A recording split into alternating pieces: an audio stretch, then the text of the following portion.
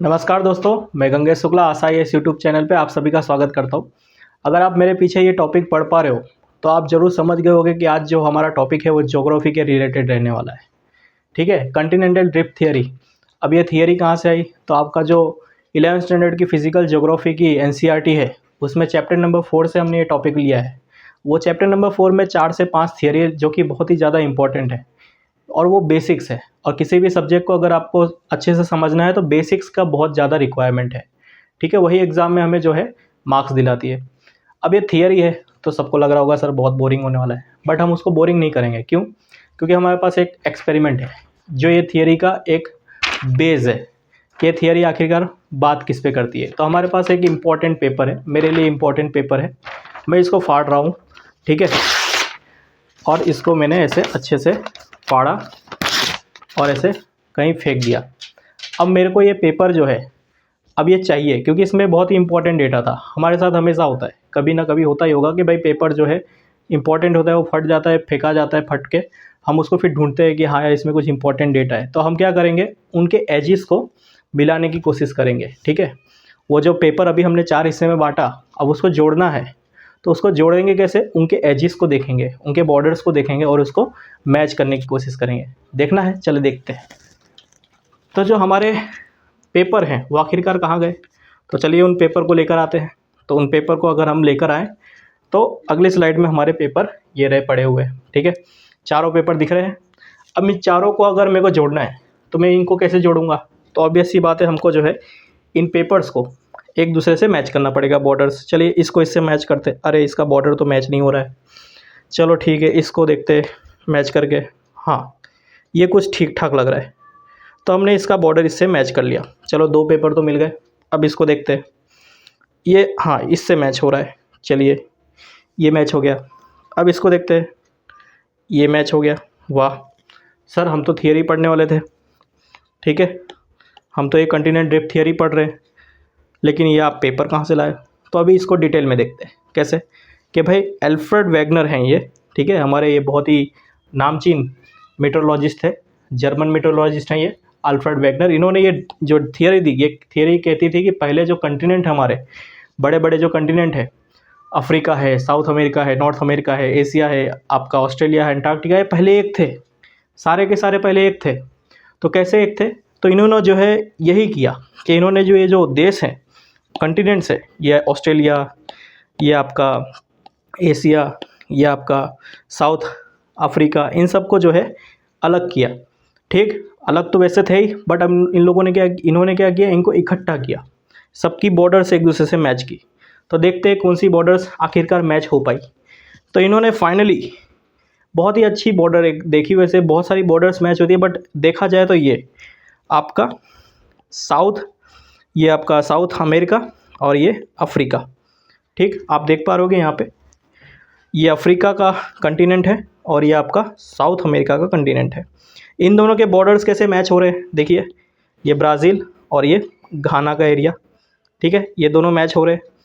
अगर आपको मैप में दिखाऊं तो मैप में देखिए आप, मैप ये रहा आपका वर्ल्ड मैप।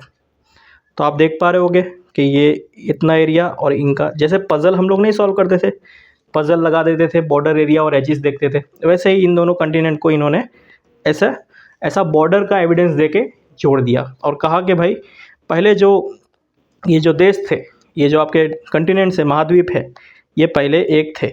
इन्होंने एक प्रूफ तो दे दिया, एक एविडेंस दे दिया कि हाँ भाई इनके बॉर्डर्स मैच हो रहे हैं। ठीक, और कुछ? तो भाई इन्होंने एक थियरी दी। इन थियरी का नाम है कि भाई पहले जितने भी कंटिनेंट, आज के जितने कंटिनेंट हैं, सब के सब पहले एक जैसे थे। ठीक है, पहले एक ही कंटिनेंट था। देखिए ये आपको कंटिनेंट दिख रहा होगा, बहुत बड़ा कंटिनेंट दिख रहा होगा, पेंजिया, जिसे हम लोग कहते हैं सुपर कंटिनेंट। ठीक है, एक पहले बड़ा सा कंटिनेंट था जिसका नाम था पेंजिया। ऑब्वियस सी बात है, जब एक बड़ा कंटिनेंट है तो एक ही ओशियन होगा, उसका नाम था पैंथालासा। अगर आपको पीछे दिख रहा होगा तो वो दूसरे महा ओशियन का नाम था, मेगा ओशियन का नाम था पैंथालासा। ठीक है, अब ये जो सिचुएशन थी, जब हमारे पास एक ही कंटिनेंट था और एक ही मेगा ओशियन था, उसका हमको टाइम तो पता होना चाहिए ना। तो उसका टाइम पीरियड क्या था? तो उसका टाइम पीरियड अगर आपको जानना है तो उसका टाइम पीरियड था आपका पेर्मियन पीरियड। देखिए उसका जो पीरियड था, परमियन पीरियड था 250 मिलियन ईयर अगो, ठीक है। और जो उसका एरा था, एरा का नाम था पेलोजोइक एरा। सर ये क्या नया नया बता रहे हो आप कि सर आपने एरा पीरियड ये सब क्या होता है, हमको तो पता ही नहीं था, हमने तो बस वो एडी और बीसी और यही सब देखा था, बिफोर क्राइस्ट, आफ्टर एनो डोमिनी, है ना। देखो ये जो है चीज़ एरा और पीरियड, ये बहुत ही इंपॉर्टेंट है अगर आप ज्योग्राफी पढ़ रहे हो। और इम्पॉर्टेंट तो इसलिए क्योंकि आपके एनसीईआरटी में, आपके एनसीईआरटी में चैप्टर नंबर 2 में लास्ट पेज पे ये दिया गया है। अगर विश्वास नहीं हो रहा तो चलो देख लेते हैं। तो ये रहा आपका एनसीईआरटी 11th स्टैंडर्ड की चैप्टर नंबर 2, उसका लास्ट का पेज ये रहा, जियोलॉजिकल टाइम स्केल, जिसमें साफ साफ कहा गया है कि इयॉन, एरा, पीरियड और इपॉक ये जो है एक दूसरे से रिलेटेड कैसे हैं। तो इयॉन जो है सबसे बड़ा है, एरा उससे थोड़ा छोटा, पीरियड उससे छोटा और इपॉक उससे सबसे छोटा, ठीक है। तो हमेशा याद रखना, एग्जाम में ये चीज़ याद रखनी है आपको, ion is greater than era, is greater than period, is greater than epoch, exam में ये पूछ लेते हैं, ठीक है। इपॉक को यहाँ इयॉन की जगह रख देंगे, इयॉन को यहाँ रख देंगे और बोलेंगे कि ये सही है कि गलत है, ठीक है। तो हमको ये चीज़ याद रखनी है। अब परमियन, अगर एरा की बात करें तो भाई, सॉरी परमियन पीरियड की बात करें तो कैसे आया 250 मिलियन कैसे आया, तो यहाँ पे आपको साफ साफ लिखा हुआ है सर परमियन पीरियड, और उसका साफ साफ लिखा हुआ है 245 to 286 million year ago. I hope आपको समझ आ गया होगा कि इसको जो है हमको पढ़ना इंपॉर्टेंट है, ठीक है। तो आप इसको ज़रूर याद करिएगा, ठीक। आगे बढ़ते कि भाई पेंजिया और पैंथलासा तो हमें पता चल गया कि एक मेगा ओशियन था और एक सुपर कंटिनेंट था। तो आखिर ये दोनों बिट सेपरेट हुए होंगे, ठीक है। ये जो आपका पेंजिया था ये सेपरेट हुआ होगा, आखिरकार 2 टुकड़े में होगा, क्योंकि आज हमारे पास 7 कंटिनेंट है, ठीक है। तो ऑब्वियस सी बात है ये ज़रूर अलग हुआ होगा, तो अलग हुआ था। तो जो बीच में से एक फॉल्ट क्रिएट हुआ और 2 बड़े कंटिनेंट बने, ठीक है। उसमें से जो नॉर्थ के साइड था उसका नाम था लॉरेशिया, और जो साउथ में था उसका नाम था आपका गोंडवाना लैंड, ठीक है। और जो बीच में एक सी था उसको कहते थे हम लोग तैथिस सी, ठीक है। तो इक्वेटर के जो साउथ में था उसे हम लोग क्या बोलते हैं, गोंडवाना लैंड। और ये सिचुएशन कब क्रिएट हुई थी, तो इस सिचुएशन जब क्रिएट हुई थी तो उस टाइम पे पीरियड चल रहा था, उसका नाम था ट्रायसिक पीरियड, और एरा कौन सा था, मेसेजोइक एरा, ठीक है। और वो कौन से साल में था, तो 200 मिलियन ईयर अगो, ठीक। अब यहाँ पे क्वेश्चन क्या बनता है, क्वेश्चन तो चाहो तो मेंस का भी बना सकते हो। कैसे, पिछले साल ही क्वेश्चन पूछा गया था कि भाई इंडिया आपको दिख रहा होगा यहाँ पे गोंडवाना लैंड में, India, Australia, Africa, south America और अंटार्कटिका। तो इंडिया जो है हमेशा से गोंडवाना लैंड का पार्ट रहा है। और गोंडवाना लैंड अगर आप देखो तो यहाँ पे बहुत ही मिनरल रिच कंटिनेंट यहाँ पे दिख रहे होंगे, अफ्रीका, ऑस्ट्रेलिया, साउथ अमेरिका, ठीक है। अब क्वेश्चन क्या बना था मेंस में कि इंडिया जो है हमेशा से गोंडवाना लैंड का पार्ट रहा है पहले से, अभी जाके थोड़ा अलग हुआ, ठीक है। नॉर्थ की तरफ उसने ट्रैवल किया और एशिया से जुड़ा, लेकिन जब पहले से यहाँ रहा है तो आखिर इंडिया जो है ऑस्ट्रेलिया से कम माइनिंग क्यों कर पा रहा है, माइनिंग एक्टिविटी में ऑस्ट्रेलिया से इंडिया पीछे क्यों है, ठीक। क्योंकि सबको इक्वल तरीके से चाहे तो इक्वल तरीके से तो वैसे नहीं मिला होगा मिनरल, बट ये मिनरल रिच गोंडवाना लैंड का इंडिया पार्ट तो रह चुका है ना। ऑस्ट्रेलिया भी आज के समय थोड़ी गोंडवाना लैंड के साथ है, अफ्रीका भी अलग है, साउथ अमेरिका भी अलग है, सब अपने अलग अलग जगह पे है। तो आखिरकार इंडिया ही क्यों मिनरल एक्टिविटी में पीछे है, तो इसका मेंस में आपको आंसर लिखना था। सोचिए इतना छोटा सा गोंडवाना लैंड, मतलब ये जो टॉपिक इतना छोटा सा है और आपको जो है एग्ज़ाम में ऐसा क्वेश्चन आ गया, अब आप कैसे करोगे। तो भाई आपको ऐसे ही पढ़ना पड़ेगा बेसिक के थ्रू, ठीक। तो अब हमको ये चीज़ पता चल गई है कि भाई लॉरेशिया और गोंडवाना लैंड नाम के 2 कंटिनेंट बने, किससे टूट के बने, पेंजिया से टूट के बने, ठीक है। ये चीज़ याद रखना है, पेंजिया से टूट के आपके 2 कंटिनेंट बने। और सी कौन सा नया बना, इधर तैथिस सी बना। पहले क्या था, सबसे बड़ा ओशियन कौन सा था, पैंथालासा। यहाँ तक आपको याद रखना है। अब आगे बढ़ते हैं, आगे बढ़ते ही हमको जो है नया पीरियड स्टार्ट होता है, जुरासिक पीरियड। अभी तक हम देख रहे थे कि ये 5 देश या कंटिनेंट एक साथ अभी तक जुड़े हुए, 5 कौन से, south America, Africa, India, Antarctica और ऑस्ट्रेलिया, ये सब अभी तक जुड़े हुए, और ऊपर भी यूरोसिया और नॉर्थ अमेरिका जुड़े हुए। बट धीरे धीरे जैसे टाइम बीतता गया वैसे हम क्या नोटिस कर रहे हैं कि भाई जुरासिक पीरियड में अब यहाँ पे गोंडवाना लैंड से इंडिया धीरे धीरे अलग हो रहा है, अंटार्कटिका धीरे धीरे अलग हो रहा है, ऑस्ट्रेलिया अलग हो रहा है अलग से, नॉर्थ अमेरिका और यूरोसिया जहाँ जुड़े हुए थे अब उन दोनों के बीच में भी वाटर बॉडीज़ दिख रही हैं आप लोगों को। तो ये साफ साफ दिखा रहा है कि भाई अब जो है सारे बड़े बड़े कंटिनेंट्स एक दूसरे से दूर जा रहे हैं। ठीक है, तो यहाँ पे आपको जुरासिक एज में 145 मिलियन ईयर अगो आपको जो है ये चीज़ विटनेस हो रही है। आगे बढ़ते हैं तो क्रेटेशियस पीरियड आता है। ठीक है, क्रेटेशियस पीरियड में आप देख पाओगे कि क्रेटेशियस पीरियड में अब आप अफ्रीका को साउथ अमेरिका से बिल्कुल अलग होते हुए देख रहे हो। ठीक है, ये बीच में अटलांटिक ओशन बन रहा है, नॉर्थ अटलांटिक देख रहे हो, और ये साउथ अटलांटिक। आई होप आपको दिख रहा होगा, फिर से देखते हैं। North Atlantic, south Atlantic. अब ओशियंस बनना स्टार्ट हो रहे हैं, और आपके यहाँ पैसिफिक ओशन देखिए, ये रहा पैसिफिक ओशन बन रहा है। धीरे धीरे अब दुनिया का निर्माण होना शुरू हो रहा है। ठीक, और ऊपर देखिए आर्कटिक ओशन बन रहा है। और अगर आप देखोगे तो प्लेट्स के बारे में जब हम आगे पढ़ेंगे, माइनर प्लेट होती है, मेजर प्लेट होती है, तो इसमें से एक आपको माइनर प्लेट जरूर दिख रही होगी, अरेबियन प्लेट। ठीक है, जो अभी हाल में समुद्र के नीचे है। क्रेटेशियस पीरियड में अरेबियन प्लेट अभी समुद्र के नीचे है। ठीक, अब धीरे धीरे समय के साथ साथ ये अरेबियन प्लेट भी समुद्र के ऊपर आएगी, और आज के समय जो हमारे गल्फ़ कंट्रीज़ हैं, यूएई, दुबई वगैरह, कतर, यमन, ओमान, ये सब कंट्रीज़ जो है यहाँ पे धीरे धीरे दिखेगी, बट अभी जो है सब समुद्र के नीचे है। ठीक, और अगर उस टाइम पे अगर ग्लोब देख पाते अगर आप, या फिर सैटेलाइट होती और गूगल मैप होता, तो आपको कुछ इस तरीके से दिखता कि भाई आपका जो यूरोप है, ये रहा यहाँ यूरोप दिखता। फिर आपका इंडिया, ये देखिए इंडिया कुछ इस तरीके से आपको तैरता हुआ दिखता।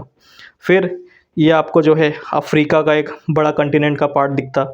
फिर ये वेस्ट अफ्रीका दिखता, ये आपको नॉर्थ अमेरिका, फिर ये साउथ अमेरिका, इस तरीके से आपको ज़रूर देखने मिलता अगर उस समय क्रेटेशियस पीरियड में अगर आप रहते तो। ठीक, आगे बढ़ें। आगे बढ़ते ही हमें पता चलता है इंडियन प्लेट की मूवमेंट। आगे ही बढ़ेंगे अगर हम, तो अगर हम कवर कर ही रहे हैं तो इंडिया की प्लेट की मूवमेंट को भी कवर कर लेते हैं। देखिए इंडिया जो है कैसे मूव हुआ, हमने अभी पीछे देखा कि पहले इंडिया जो है यहाँ एकदम साउथ में था। ठीक, धीरे धीरे देखोगे कि इंडिया जो है ऐसे ऊपर की तरफ मूव हो रहा है। ठीक है, देखिए अब इंडिया जो है यहाँ से अब ऊपर जाने की कोशिश कर रहा है। ठीक है, यहाँ से अब ऊपर जाएगा। देखिए यहाँ से कितना ऊपर आ गया, पहले अफ्रीका के एकदम नीचे में था, यहाँ पे था, अब जो है धीरे धीरे ऊपर जा रहा है। देख रहे हो, तो इंडिया ने जो है मूवमेंट जब स्टार्ट कब की, एकदम मतलब 70 मिलियन ईयर्स अगो के आसपास। आप देख पा रहोगे 70 मिलियन ईयर अगो के आसपास जो है इंडिया ने बहुत ही रैपिड मूवमेंट स्टार्ट की ऊपर। ठीक, 70 मिलियन ईयर अगो के आसपास हम लोग इक्वेटर के नीचे थे। ठीक है, ये रहा इक्वेटर दिख रहा है, इक्वेटर के नीचे हम लोग 70 मिलियन ईयर जब था तो उसके आसपास हम लोग नीचे थे इक्वेटर के। लेकिन जैसे ही 50 मिलियन ईयर अगो हुआ, ठीक है, जैसे ही 20 मिलियन ईयर और बीते तो हम लोग सीधा इक्वेटर के ऊपर चले गए। इक्वेटर को हम लोग क्रॉस कर चुके थे 50 मिलियन ईयर के आसपास। ये जो पीरियड चल रहा था उस पीरियड का नाम था टर्शियरी पीरियड। ठीक है, ये एग्ज़ाम में आता है तो इसको आप याद रखना। टर्शरी पीरियड में हम लोगों ने इक्वेटर को क्रॉस कर लिया था। ठीक, अब हुआ क्या था, जब हम लोग ये क्रॉस कर रहे थे, जब हम नॉर्थ की तरफ ट्रैवल कर रहे थे, ठीक है, साउथ से नॉर्थ की तरफ जब हम ट्रैवल कर रहे थे, जब इंडिया की प्लेट ट्रैवल कर रही थी और एशिया से टकरा रही थी, ये देखो यूरेशियन प्लेट जो है मतलब आज का एशिया, उससे जब हम टकराने वाले थे, ठीक है, तो यहाँ पे हॉटस्पॉट हुआ करते थे। यहाँ पे रीयूनियन आइलैंड आपने सुना होगा, रीयूनियन आइलैंड जो है यहाँ पे था, जो कि इंडिया उसके ऊपर से होते हुए आया था। ठीक, ऐसे दुनिया में बहुत सारे हॉटस्पॉट हैं। अगर देखना चाहो हॉटस्पॉट होते क्या है, वैसे हॉटस्पॉट होते हैं जहाँ से लावा निकलता हो, बसाल्टिक लावा निकलता हो, बहुत ही फ्लो निकलता हो, कोई उसमें इरप्शन नहीं होता है, ब्लास्ट नहीं होता है। वोल्केनिक ब्लास्ट कैसा होता है, इरप्शन कैसा होता है, एकदम धड़ाके से, ऐसा नहीं। इसमें क्या होता है, आपके हॉटस्पॉट में एकदम धीरे धीरे लावा बहता रहता है, जैसे नदी नहीं बहती वैसे लावा बहता है। ठीक है, धीरे धीरे धीरे ऊपर ऊपर सतह बनाते बनाते बनाते वो पहाड़ बना देता है। ठीक, तो वैसे ही रीयूनियन आइलैंड के ऊपर से इंडिया जब ट्रैवल कर रहा था तो उसने भी बहुत सारा बसाल्ट जो है इंडिया को डोनेट कर दिया। देखते हैं बहुत सारे हॉटस्पॉट कहाँ पे लोकेटेड है। हमारे लिए तो रीयूनियन है, देखो ये रीयूनियन आइलैंड दिख रहा होगा, जिसने जो है यहाँ पे इंडिया के लिए एक डेक्कन ट्रैप बनाया। डेक्कन ट्रैप कहाँ पे भी दिखता है आपको, गुजरात में, महाराष्ट्र में, कर्नाटका में। यहाँ पे आपको बसाल्टिक रॉक्स दिखती हैं, बसाल्टिक सॉइल, यानी आपकी ब्लैक सॉइल दिखेगी। ठीक है, जो कि बसाल्टिक, उसका जो पेरेंट सॉइल है वो कौन है, बसाल्टिक सॉइल है। ठीक, तो हमको ये आखिरकार मिला कहाँ से, तो यही रीयूनियन आइलैंड से। जब इंडिया ऐसे ट्रैवल कर रहा था ऊपर ऐसे, तो इसने जो है यहाँ पे डेक्कन ट्रैप का कंस्ट्रक्शन किया। अगर आप उसको मैप के थ्रू देखना चाहो तो ये रहा, देखिए ये रहा रीयूनियन आइलैंड। ठीक है, सॉरी, ये रहा रीयूनियन आइलैंड। यहाँ से हम लोग ऐसे ऊपर जाते रहे और यहाँ पे से आप देख रहे होगे कैसा इंडिया के पास यहाँ पे यहाँ पे यहाँ पे यहाँ पे यहाँ पे आते आते आते आते जो है इंडिया ने कुछ इस तरीके से ट्रैवल किया था। एक ये, फिर यहाँ से ऐसे थे ऊपर ऊपर, देखिए आई थिंक यहाँ दिखेगा आपको, देखिए यहाँ से ट्रैवल किया था, ठीक है, ऐसे डायरेक्शन में। तो इंडिया को जो है यहाँ पे डेक्कन ट्रैप मिला, ये लावा से ऊपर उठते हुए, देखिए ये डेक्कन ट्रैप का फॉर्मेशन हुआ। ठीक, आई होप यहाँ तक आपको हॉटस्पॉट का कुछ समझ आया होगा। ठीक, आगे बढ़ते हैं। एविडेंस, आखिरकार एविडेंस तो चाहिए ना, कोई भी थियरी हो तो उसको बिना एविडेंस के आप जो है प्रूफ नहीं कर सकते। तो ये आपका कॉन्टिनेंटल ड्रिफ्ट थियरी जो था, इसको कौन से एविडेंस मिले ताकि ये जो है दुनिया के सामने खुद को प्रूफ कर पाया। तो पहला तो हमने देख लिया पहले ही स्टार्टिंग में, जिगसॉ फिट, कि भाई कॉन्टिनेंट्स का जो बाउंड्रीज था वो मैच कर रहा था। देखिए आप जो है साउथ अमेरिका और अफ्रीका के बाउंड्री को हमने क्या किया, मैच किया, और दोनों को जोड़ के देखा, हाँ भाई बाउंड्री मैच हो रही है। तो पहला एविडेंस तो हमको मिल गया। दूसरा एविडेंस देखिए, तो दूसरा एविडेंस जो था, रॉक्स ऑफ सेम एजिस, ठीक है, अक्रॉस द ओशियन, जो भी कंटिनेंट्स हैं उनके हमने रॉक्स के सैंपल उठाए। ठीक है, हमने ये रॉक्स के सैंपल उठाए, ग्रीनलैंड से उठाया भाई, नॉर्थ अमेरिका से, साउथ अमेरिका से, और अब ये अफ्रीका से, यूरोप से, इंडिया से, ऑस्ट्रेलिया से, हर जगह से हमने जो है रॉक के सैंपल उठाए और हमने फिर बाद में मैच किया। ठीक, हमने फिर एक दूसरे इन लोगों को हर एक कंटिनेंट के दूसरे सैंपल से मैच किया और देखा कि भाई इनके जो रॉक के सैंपल्स हैं वो सेम ही एज के हैं। तो भाई दूसरा भी पॉइंट मिल गया, क्योंकि सेम एज के होना मतलब यहाँ का रॉक और यहाँ का रॉक दोनों का एज अगर सेम है तो इन द सेंस ये है कि भाई ये और ये कभी ना कभी एक दूसरे का पार्ट रहे होंगे, कभी ना कभी ये दोनों की बॉर्डर्स जो है एक दूसरे के साथ ज़रूर जुड़ी होंगी। ठीक, फिर देखते हैं तो डिस्ट्रीब्यूशन ऑफ फॉसिल्स, फॉसिल्स का डिस्ट्रीब्यूशन भी हमने देखा कि भाई फॉसिल्स जो है मतलब जो जीवित प्राणी होते हैं मरने के बाद उनका फॉसिल बन जाता है। ठीक है, फॉसिल बन जाता है और वो सेडिमेंट्री रॉक्स में रहते हैं। जब वो सेडिमेंट्री रॉक्स को निकाला जाता है तो उसमें से फॉसिल निकलते हैं, उनकी हड्डियाँ निकलती है, किसी का मतलब फुटप्रिंट निकलता है, तो वो सब फॉसिल्स होते हैं। तो उनको भी स्टडी किया गया। स्टडी करने के बाद ये पता चला कि भाई जो हमारा जो गोंडवाना लैंड का जो एरिया था, जहाँ पे हमारे इंडिया है, अफ्रीका है, साउथ अमेरिका है, ऑस्ट्रेलिया है, अंटार्कटिका है, वहाँ पे बहुत सारे ऐसे ऐसे फॉसिल्स पाए गए ना जो हर एक कंटिनेंट में पाए गए। आज के समय इंडिया बोलो अंटार्कटिका से कितना दूर है, ऑस्ट्रेलिया आपका साउथ अमेरिका से कितना दूर है, अफ्रीका जो है वो आपके ऑस्ट्रेलिया से कितना दूर है, लेकिन एक ही प्रजाति का एनिमल, एक ही प्रजाति का प्लांट, वहाँ उनके फॉसिल हर एक कंटिनेंट में पाए जाना मतलब ये नॉर्मल बात नहीं है। ये यही कहता है कि भाई फॉसिल्स जो थे अगर हर कंटिनेंट में पाया जा रहा है तो एक समय ऐसा होगा कि जिस में जो है ये फॉसिल्स आखिरकार एक ही जगह पे या फिर जब जीवित होंगे तो वो एक ही कंटिनेंट में मिलते होंगे। तो देखते हैं कौन सा है। तो भाई इंडिया में यानी अफ्रीका में, इंडिया में और अंटार्कटिका में एक तरह का फॉसिल था, एक रेप्टाइल था, reptile in the sense dinosaur के प्रजाति का ही था। ये लाइसोसोरस नाम का एक डायनासोर था। ये आपको कुछ इस तरीके से दिख रहा होगा, देखिए थोड़ा डेंजर है, देख लीजिएगा।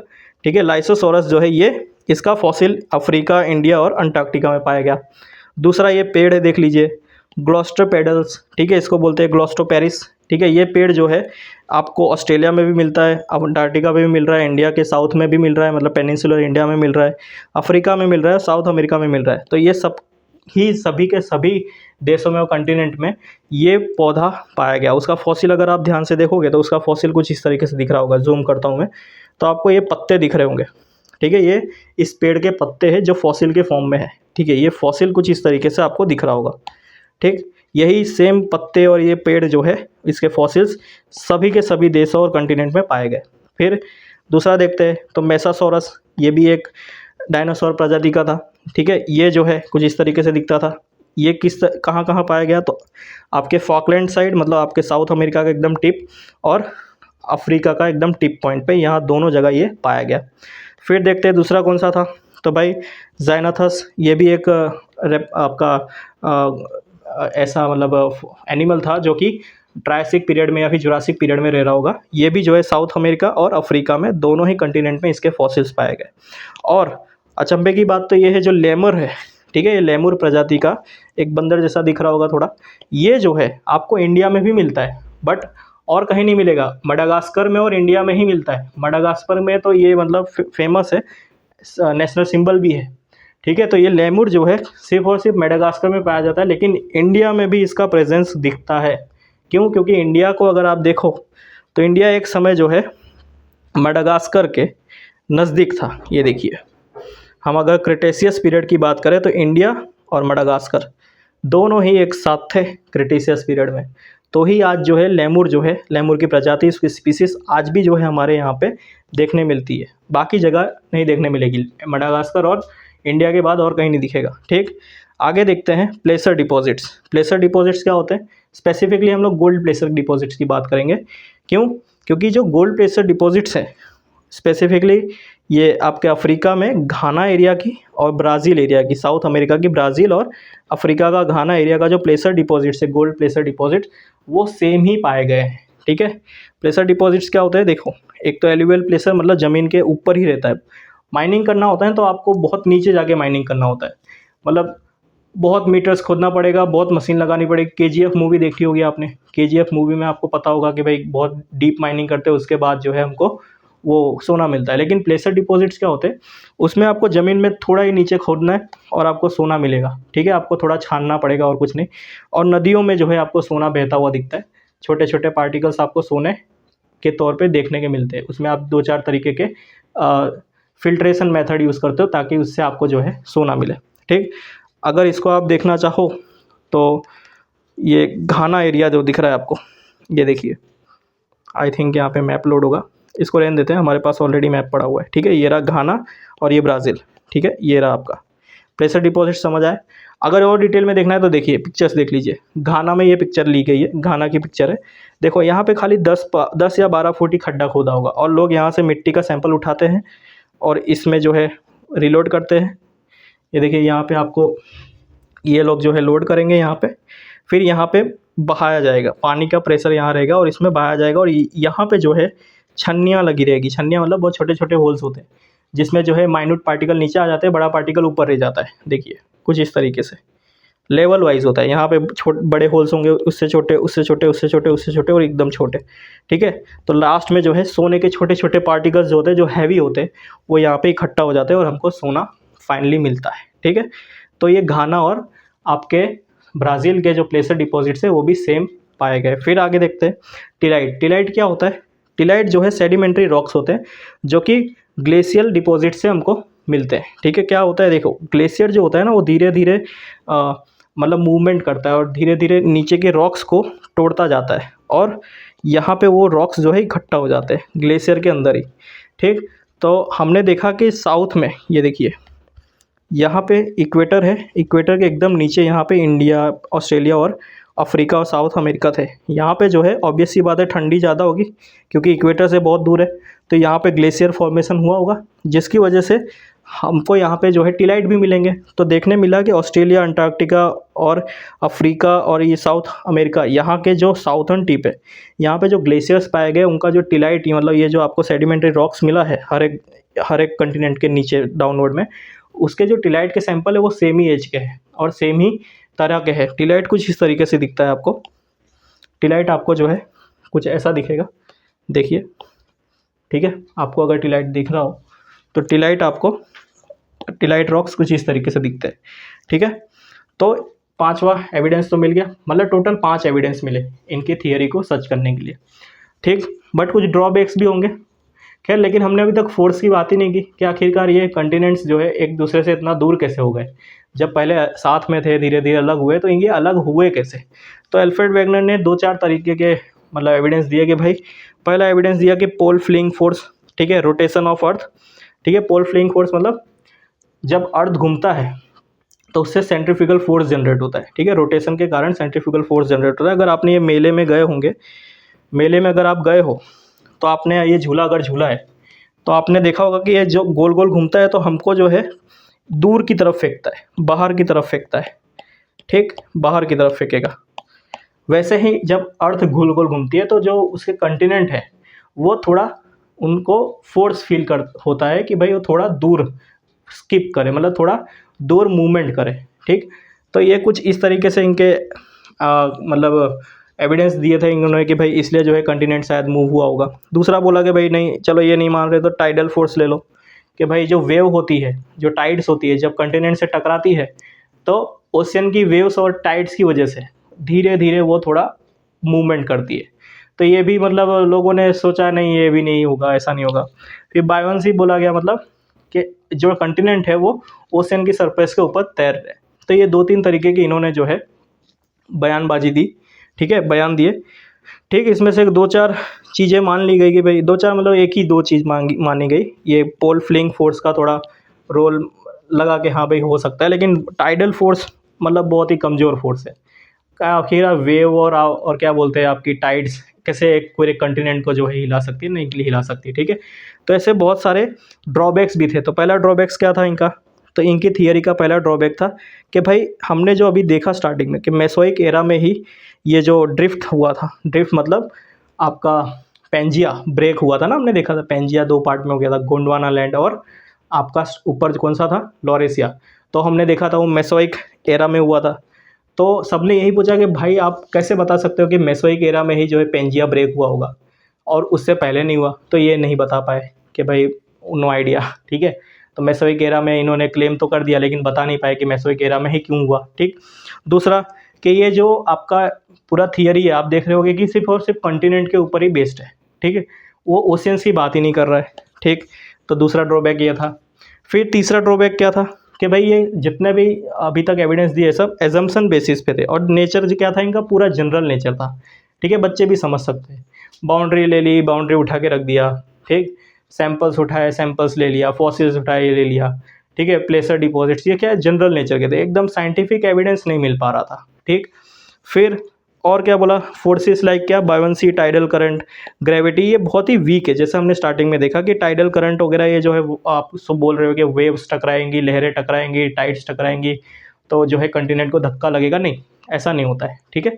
तो इस पे लोगों ने बात पे विश्वास नहीं किया, लेकिन धीरे धीरे आगे बहुत सारी मॉडर्न थियरीज आने लगी जिन्होंने सपोर्ट किया, ठीक है, अल्फ्रेड वेगनर का सपोर्ट किया। नहीं, इन्होंने जो बोला है कि भाई कंटिनेंट जो था, जो आज के समय जो कंटिनेंट्स है, इनका मूल आधार तो यही था ना कि भाई कंटिनेंट जो थे हमने पेज फाड़ा क्यों आखिरकार, कि दिखाने के लिए ना कि भाई एक पेज फाड़ने के बाद 4 टुकड़े हो गए लेकिन हमने वो चारों को जोड़ दिया एजिस को देख के। वैसे ही इन्होंने भले जिक्सॉ सूट में एक फिट के नाम पे बता दिया कि भाई ब्राज़ील और अफ्रीका कभी एक थे, ठीक है। उसी हिसाब से मतलब हम कह तो सकते हैं ना कि भाई पहले जो है पेंजिया नामक एक कंटिनेंट हुआ करता था। तो आने वाली जो मॉडर्न थियरीज थी उन्होंने एक्सेप्ट किया कि हाँ भाई पेंजिया नामक एक बड़ा सा कंटिनेंट होता था जहाँ पे सारे के सारे आज के कंटिनेंट एक साथ थे और एक पेंथालासा नाम का एक मेगा ओशियन भी था, ठीक है। तो मॉडर्न थियरीज किस मॉडर्न थियरी सपोर्ट किया, तो भाई कन्वेंशनल करंट थियरी थी, सी फ्लोर स्प्रेडिंग थियरी थी और प्लेट टेक्टोनिक थियरी थी। तो ये तीनों थियरीज जो है हम आने वाले लेक्चर्स में कवर करेंगे। आज के लिए इतना ही रखते हैं। अगर आपको लेक्चर पसंद आया होगा तो प्लीज़ सब्सक्राइब एंड लाइक और वीडियो, और अपने जितने भी दोस्त हैं उनको शेयर करिएगा, ठीक है, ताकि चैनल की भी ग्रोथ हो और हमारी भी ग्रोथ हो। Thank you so much.